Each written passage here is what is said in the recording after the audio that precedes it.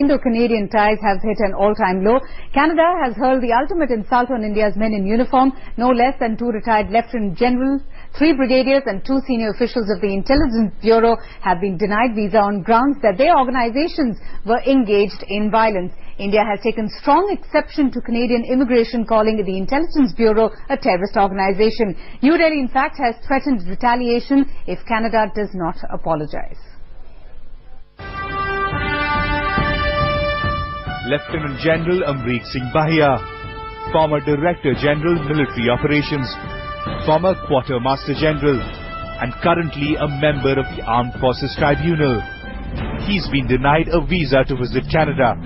Reason: he once served as a Rashtriya Rifles Sector Commander in Jammu and Kashmir, and the Canadian High Commission has said that sector commanders have a hand in the 70,000 deaths in the state. Headlines today has exclusive excerpts of a letter shot off by the General to the Defence Ministry. It is highly lamentable that a foreign mission is allowed to cast aspersions on an officer with an unblemished service record, and therefore the Army as a whole. Civil society and the international community are well informed about operations in Jammu and Kashmir. It is my urgent submission that the government take strong exception to this situation and take up the matter at the appropriate levels. In addition, as soldiers, we serve where we are ordered to. It should be no one's argument that service deployments have any bearing on post-retirement entitlements. As a citizen of the country and an ex-army officer, I believe I have every right to seek the requisite permissions to visit any country of my choosing. General Bahia's is not an isolated case. Canada has been blatantly hurling insults at India's security establishment. This is R.S. Gill, a retired DIG of the CRPF. He too was denied visa. In its letter, the Canadian consulate accused CRPF in the murder and disappearance of 6,017 Sikh youth in Punjab. In fact, I was shocked to receive this letter because they dragged the good name of my organization, CRPF. I am proud that I belong to such a great force, and I never expected from the Canadian consulate to write such derogatory remarks. Canada's High Commission in Delhi also denied a visa to a former Deputy Director rank officer in the Intelligence Bureau.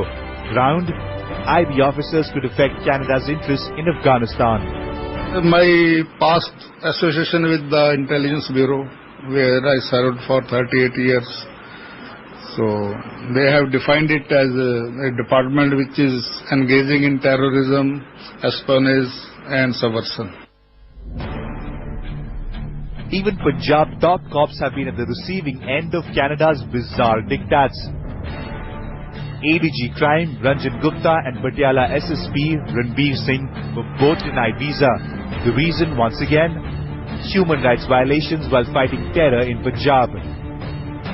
And then there was the case of Fateh Singh Pandher, the retired BSF head constable who was denied visa as he had served in a violent and notorious force. Pandher protested, taking up the matter with the Ministry of Home Affairs. Canada's Foreign Ministry then regretted the mistake in Pandher's case.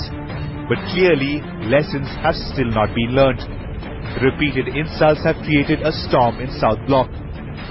Canada's repeated denial of visa to some people associated with certain departments of the government has gravely upset the Indian establishment. And the peculiar stand taken by Canada, a country that has been considered friendly, has also surprised many. The Home Secretary has already written to the Foreign Secretary asking her to demand a formal apology from the Canadians. We take note of that, we take serious note of that, we are concerned at this matter, and we are in touch with the Canadian side on this matter. But calls for a strong response are gathering steam. Telling that India as a country has been indulging in activities which border criminal activities. That it is a very, very serious charge. They have castigated the entire country. Canadian High Commission has definitely got to the wrong side of Ministry of Home Affairs by writing letter like these to few of the men in uniform. all these men have saved the country, but calling them members of terrorist groups or talking to them and saying that they were inadmissible in Canada has caused alarm bells ringing in MHA. They have raised this objection with MEA and want to take up the matter at the highest level.